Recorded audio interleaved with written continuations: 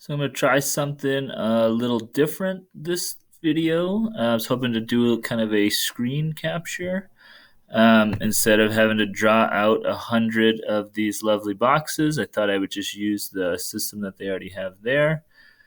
So you can see that I'm going to kind of introduce you to decimals, and I'll do the kind of the regular video that you're used to after. All right, so decimals are always out of kind of tenths or hundredths.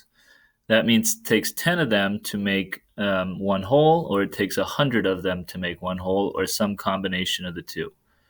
So as you can see here, I have these kind of blue boxes. The blue boxes represent our tenths because it fills the entire column.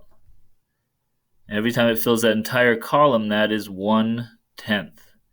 Then we try to figure out, well, how many entire columns do we have? And we can count those.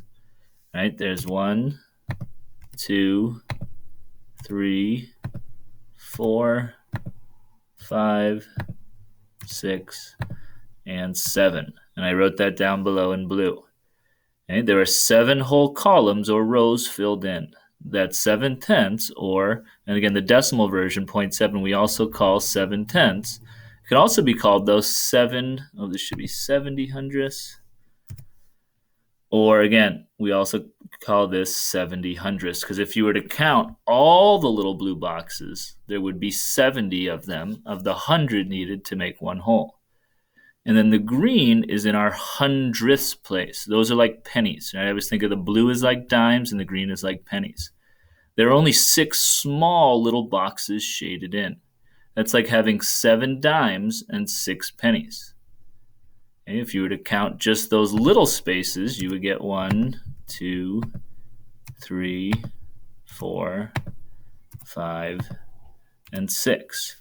Remember, our 7 isn't just the 7 little ones that are shaded, it's the entire column, or the entire part that goes up and down. That's like 70 cents.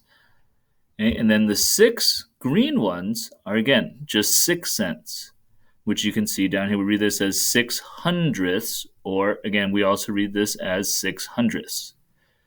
One thing you'll notice too, again, when it's out of 10, it's just that spot right next to the decimal point. When we're out of 100, we go 2 spots over. So a lot of people have trouble with this sort of 6 hundredths part. It's not right next to the decimal point would be this 6 up here.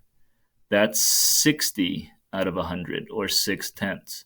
This is 6 pennies, or 0.06 down here. And again, which you read as 6 hundredths.